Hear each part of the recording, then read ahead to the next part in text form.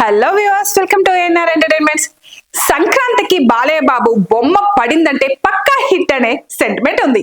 ఈ సంక్రాంతికి God of masses Nandamuri Balakrishna Daaku Maharaj గా ప్రేక్షకుల ముందుకు రాబోతున్నారు. జనవరి 12న ఈ సినిమా సంక్రాంతి బరిలో నిలవనుంది.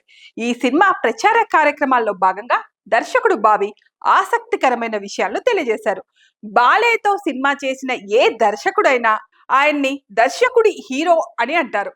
బడా హీరోలంతా కథ విన్న తర్వాత కథలో వేలు పెట్టే ఆనవాయితీ టాలీవుడ్ లో ఉంది. అయితే బాలయ్య మాత్రం దర్శకుడికి ఫుల్ ఫ్రీడమ్ ఇస్తారని ఆకాశానికి ఎత్తేశారు దర్శకుడు బాబీ. బాలయ్య బాబు ఒక డైరెక్టర్ ని ఇంటి వరకు పిలిచారంటే సినిమా చేద్దాం అనుకుంటేనే పిలుస్తారు.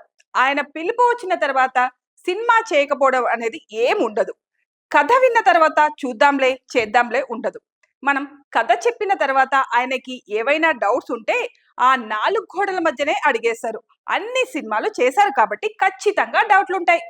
రాగానే కథ చెప్పి వెళ్ళిపోవడం వరకే కాదు, ఆయన పలు దఫాలుగా కథ చెప్పిన తర్వాత ఒక్కసారి ఎస్ చెప్పారంటే ఆ సినిమా అయిపోవాల్సిందే. ఆయన దగ్గర డైరెక్టర్స్ కి చాలా ఫ్రీడమ్ ఉంటుంది. కథ విన్న తర్వాత ఆయనకి అనిపించింది చెప్తారు. సినిమాకి సంబంధించిన ఏ నిర్ణయం అయినా డైరెక్టర్ తీసుకోవాలి అని అనుకుంటారు బాలయ్య బాబు. డైరెక్టర్ ని గుడ్డిగా నమ్మేస్తారు.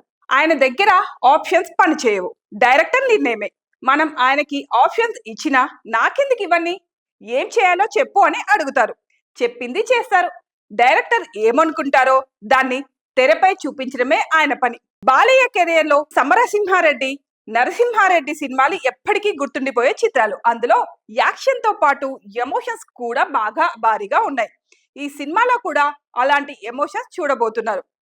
సెకండ్ హాఫ్ లో డాకు క్యారెక్టర్ నెక్స్ట్ లెవెల్లో ఉంటుంది. అలాగే ఈ సినిమాలో 3 హీరోయిన్లను పెట్టింది కూడా కథ డిమాండ్ చేయడం వల్లే. ప్రజ్ఞా జైస్వాల్, శ్రద్ధా శ్రీనాథ్, ఊర్వశి రౌతేలా ఈ 3 హీరోయిన్లు కథకి అవసరం. అలాగే Bollywood senior hero Bobby Deol role ఈ సినిమా హైలైట్ కాబోతుంది.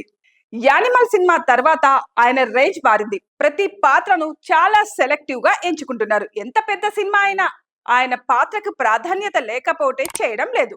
అలాంటి ఆయన ఈ సినిమాకి ఒప్పుకున్నారంటే డాకు మహారాజ్ లో ఆయన పాత్ర ఎలా ఉండబోతుందో అర్థం చేసుకోవచ్చు అంటూ చెప్పుకొచ్చారు దర్శకుడు బాబీ.